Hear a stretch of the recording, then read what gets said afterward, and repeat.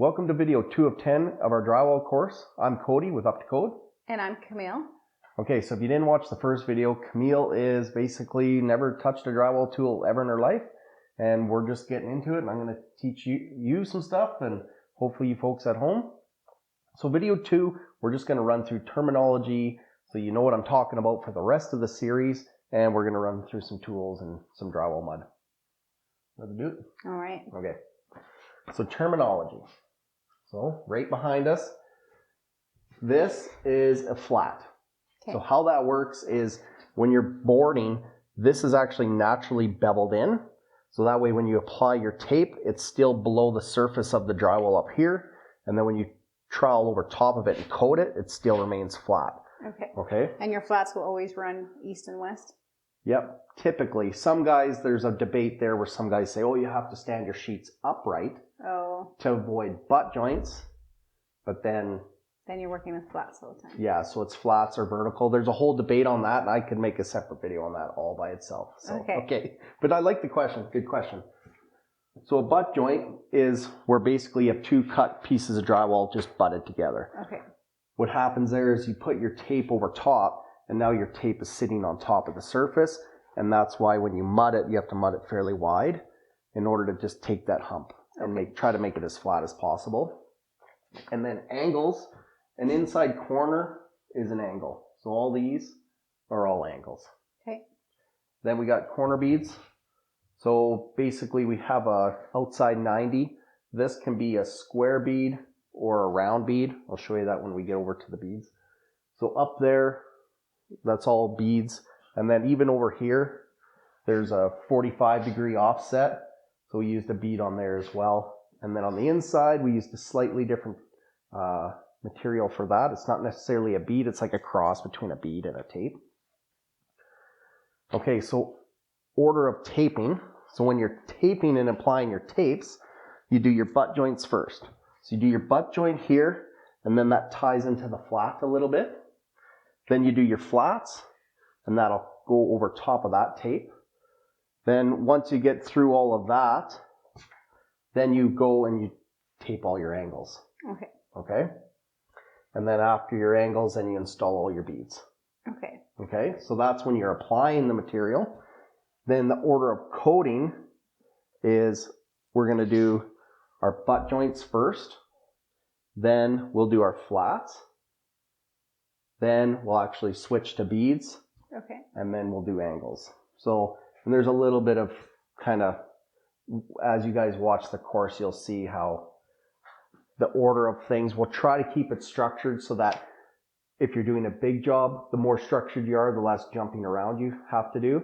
And then during the course, we'll teach you a few tricks that if you have a small job like this, you can actually kind of overlap some mud while it's fresh. So you'll see it in the course.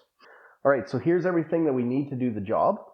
We have all our beads. These are all the various types. When you watch that video pertaining to the beads, you'll know what application and where to use those.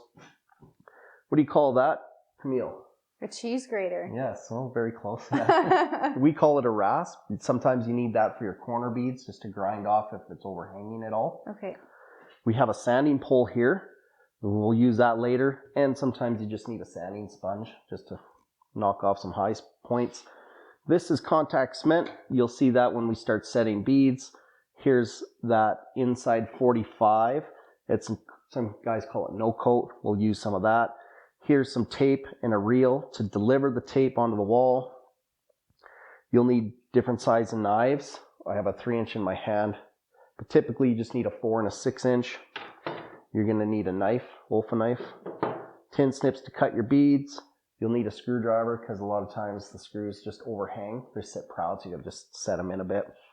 We have a pan for when we're applying our tapes. Okay.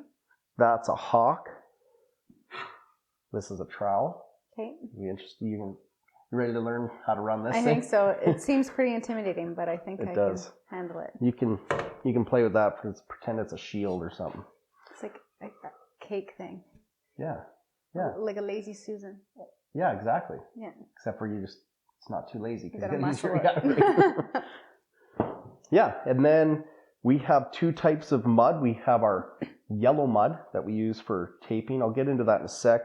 Our coating mud, which is green. I have a pail of water and a sponge, and that's basically just for cleanups. And this is my mixer, my paddle. I just keep that in there, spin off my mud, clean my tools with the sponge, my corded drill. And other than that, let's talk about the mud. Now, I'm going to let you guys in on a little secret a little bit. The whole point of me shooting this new series was to improve sound, light, and video quality. And my mic got cut off when we first shot this at the beginning. So we've already used this mud and it's already in the pails. But this is, I call it yellow mud. This is actually taping mud. So this mud has a lot more glue in it. Okay. It doesn't sand worth a hoot. So when you do this, you set your beads and you apply your tapes and it glues it and bonds it to the wall. And after that, you don't use this anymore. Okay. Then we're going to use this green mud, which is just for coating. So it's first coat, second coat, filling. It's easy to sand, easier to work with. Okay. And that's the two types that we use. They have a general purpose. It kind of does everything, but I'd rather just use the two different ones. Okay. This stuff is like, it's like concrete, man. Like it's hard to sand, but it bonds really well too. And it's hard to knock a corner bead off because sometimes once in a while you have to knock a bead off and you got to just smash with a hammer because it bonds it so well. Okay. Well, let's get set up and I'll show you guys how to dump a box of mud into a pail and how to spin it. Okay, Camille, I'm going to mix the first pail, the taping mud, and then when we go to coat, you can mix in. You can actually dump that next one. Okay. So what we're doing, we're just going to open this way up. And then this plastic,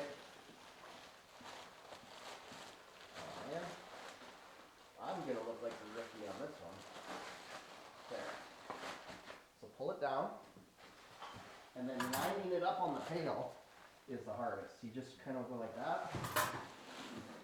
And then you flip the box up. You just kind of go like that. You just go like that. Okay. And then you flap these in.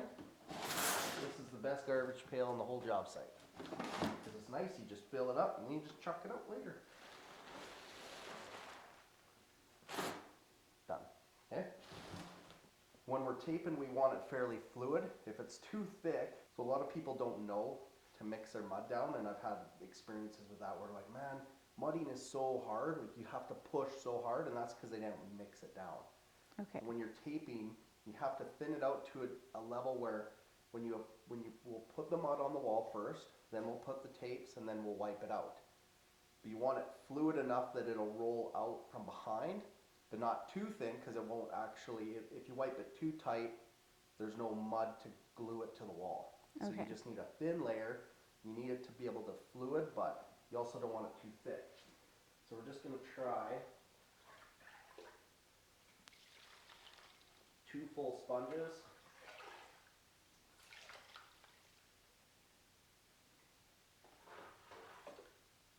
And sometimes I just kind of work it a little bit. I don't want to make a mess, but I'm going to make a mess anyway.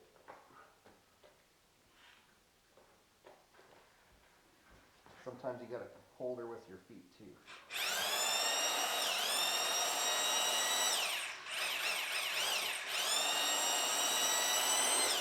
Oh boy.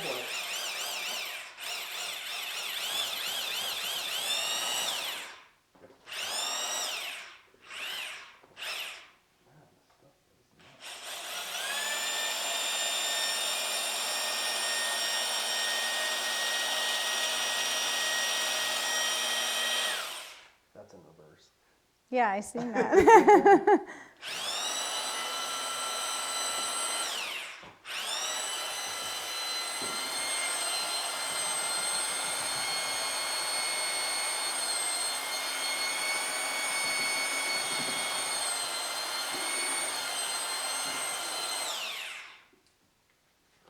So I'm just going to test that with my knife.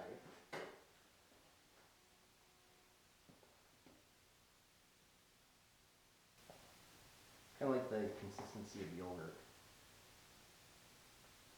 Question is do we add a little more water? think I might just add a little touch. We just want to make sure it's nice and fluid and then be a little easier to work with. So we'll spin this up, we'll wait a couple minutes, and then we'll come back, we'll just give it one more spin.